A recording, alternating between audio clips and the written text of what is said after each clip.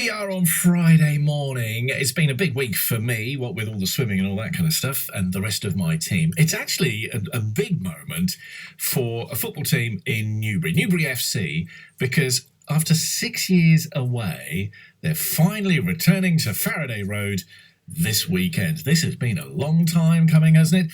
The club were evicted back in 2018 as the then Conservative Council planned to redevelop the site, and the ground was then devastated by a fire that happened in 2021. What a saga.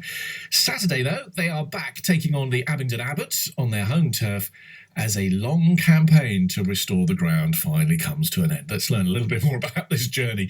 Lee McDougall is from the Newbury Community Football Group. They're behind the campaign to get the club back. And Jeff Brooks is the leader of West Berkshire Council as well. Lee, this must be, just a final relief for you.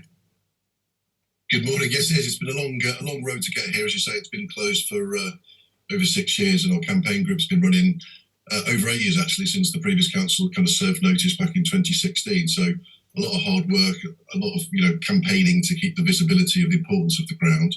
And I guess thanks to the change in council that we had last year, we managed to open the ground for children's football. We've been playing there every Sunday. And as you say, this Saturday's a momentous occasion that Newbury FC returned for their first home game since June 18. So, yeah, really looking forward to it. What's it like as a place to play? Has it got sort of special memories for the team in particular?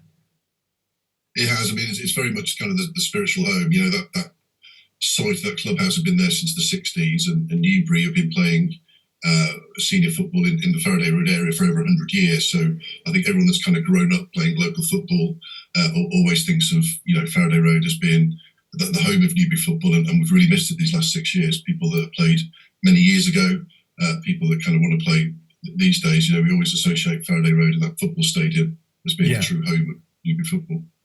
Lee, it's an interesting site, isn't it? The Conservatives had planned to put it to use for other things, redevelop the whole thing as well. It's surrounded by a lot of industrial stuff around there, so I guess I can see why that might make a little bit of sense. So you weren't persuaded to go down the same route?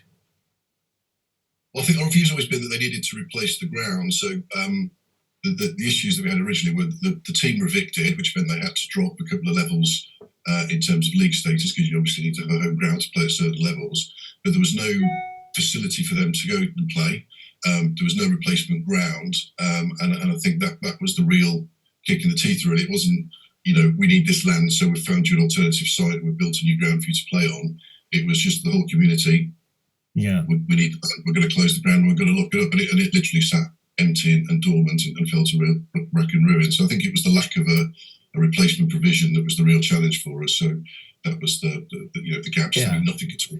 Actually, Jeff, we've got Jeff Brooks here, which is leader of West Berkshire Council. Jeff, it is a decision that you have to make as a leader sometimes, don't you, on these things? What are you going to protect for the community? What are you going to try and turn to other resources and make available to businesses and things like that? So are you happy now that actually here we go? To this in our manifesto, and it's brilliant to see it after 18 months, because we had football there a year ago, and now we've got the team back, Newbury FC. We're committing right across the district. The Northbrook Leisure Centre is going for a big upgrade.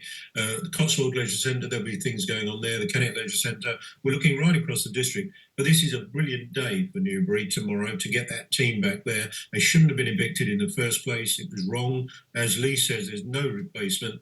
I've really enjoyed working with Lee and the football community group, and we can build from this. We're hoping to get an artificial pitch on that ground, and also think about it this way: if that team does well, it brings in inward investment, and it brings in people to watch the team, and then spend money within Newbury. It's win-win-win. This. Let's hope the team wins tomorrow as well. Yeah, no pressure on them for that.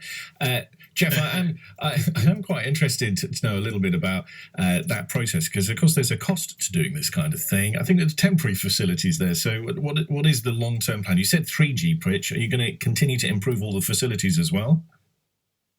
That's the plan. Do we get to a stage without, say, a stadium of some substance and consequence?